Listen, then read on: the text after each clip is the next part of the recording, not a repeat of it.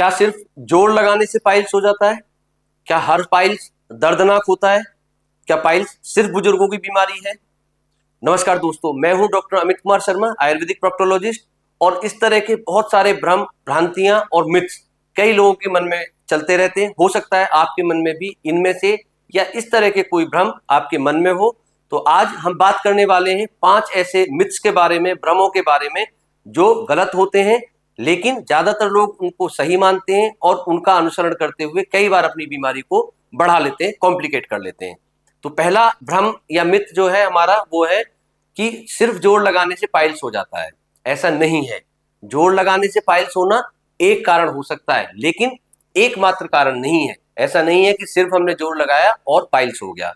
Piles होने के और बहुत सारे कारण होते हैं, जैसे गलत खान पान, अनहेल्दी लाइफस्टाइल, लगातार बैठे रहना, फिजिकल एक्टिविटी ना करना और लो फाइबर डाइट लेना।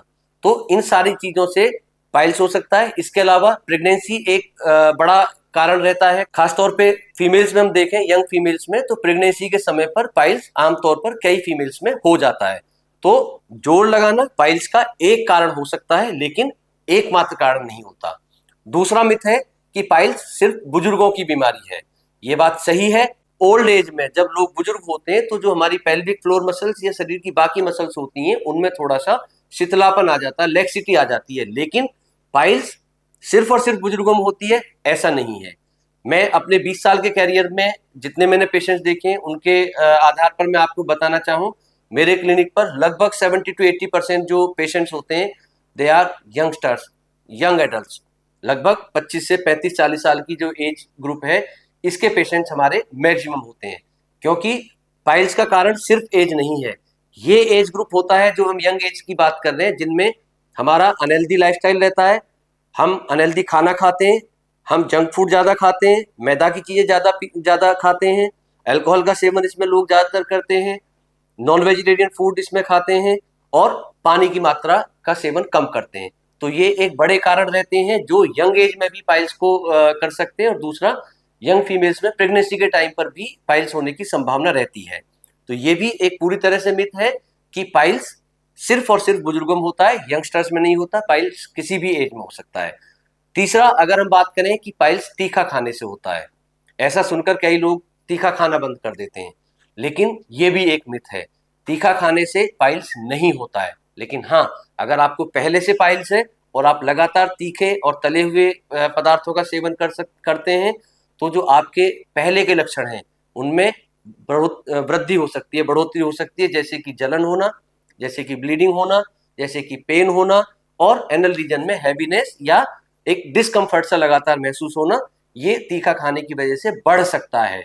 तो तीखा खाने से पाइल्स के लक्षण बढ़ सकते हैं, लेकिन तीखा खाने से पाइल्स हो जाए ऐसा नहीं होता है। तो ये भी पूरी तरह से मिथ है। अगला हमारा मिथ है कि हर पाइल्स दर्दनाक होता है, हर पाइल्स की बीमारी में पेन होता है। तो ये भी एक पूरी तरह से मिथ है।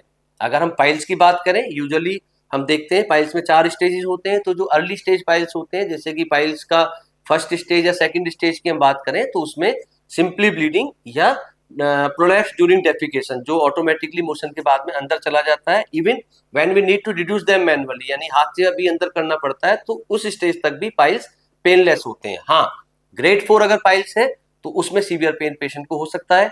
एक्सटर्नल हेमोरॉइड अगर किसी में है वो पेनलेस होते हैं until unless they are not thrombosed. अगर एक्सटर्नल हेमोरॉइड में जो बाहर मस्से हमारे बनते हैं उसमें कोई ब्लड क्लॉट बन जाता है तो वो काफी दर्दनाक होता है। लेकिन अगर क्लॉटिंग नहीं है, थ्रोम्बोसिस नहीं है, सिंपल एक्सटर्नल हेमोरॉइड्स है, तो उसमें पेन नहीं होता है। कई लोग पाइल्स और फिशर में कंफ्यूज होते हैं। तो फिशर का एक जो हम कहें मेन लक्षण है वो पेन होता है, लेकिन as a rule piles are usually painless. तो ये भी एक बड़ा मिथ है कि हर पाइल्स में दर्द होता है। सिर्फ 4th स्टेज पाइल्स या थ्रोम्बोस पाइल्स में दर्द होने की संभावना रहती है। पांचवा हमारा एक बड़ा मिथ रहता है कि पाइल्स तो सबको होता है, ये अपने आप ठीक हो जाता है। ऐसा नहीं है। कई बार हम घरेलू नुस्खे अपनाकर, किसी की कही सुनी दवाइयों का सेवन करके पाइल्स का इलाज करते रहते हैं, लेकिन अगर 10 से 15 दिनों में आपके लक्षणों में कोई आराम नहीं मिलता है या इवन होम रेमेडीज को लेते हुए आपके लक्षण बढ़ रहे हैं, ब्लीडिंग बढ़ रही है, पेन बढ़ रहा है, स्वेलिंग बढ़ रही है, तो इसको आप हल्के में ना लें। आपके आसपास जो भी डॉक्टर होते हैं, जो क्वालिफाइड डॉक्टर हैं जो पाइल्स का इलाज करते हैं, आपको उनसे संपर्क करना है। क्योंकि डॉक्टर की एडवाइस और उसके एग्जामिनेशन का कोई सब्स्टिट्यूट नहीं होता है। आयुर्वेद के हम आचार्य चरक की अगर बात करें तो उन्होंने कहा है दर्शन स्पर्शन प्रश्न परीक्षेच रोगणाम, मतलब रोगी को देखकर उसको एग्जामिन करके और उसके जो एक सवाल जवाब होते हैं कि उसको क्या तकलीफ है, कब से, जो हिस्ट्री टेकिंग है, वो एक बड़ा रोल अदा करती है बीमारी के डायग्नोसिस में। तो डॉक्टर की जो एडवाइस होती है, एग्जामिनेशन होता है, उसका कोई सब्स्टिट्यूट नहीं है। अगर हम इन सब चीजों को ना मानकर अपने हिसाब से अलग अलग नुस्खे अपनाते रहते हैं और बीमारी बढ़ती जाती है, तो वो हमें किसी कॉम्प्लिकेशन में डाल सकती है, जैसे कि एनीमिया, रक्ताल्पता, मतलब लगातार अगर ब्लीडिंग हो रही है तो कई लोगों में खून की बहुत कमी हो जाती है और बाद में खून चढ़ाना भी पड़ता है।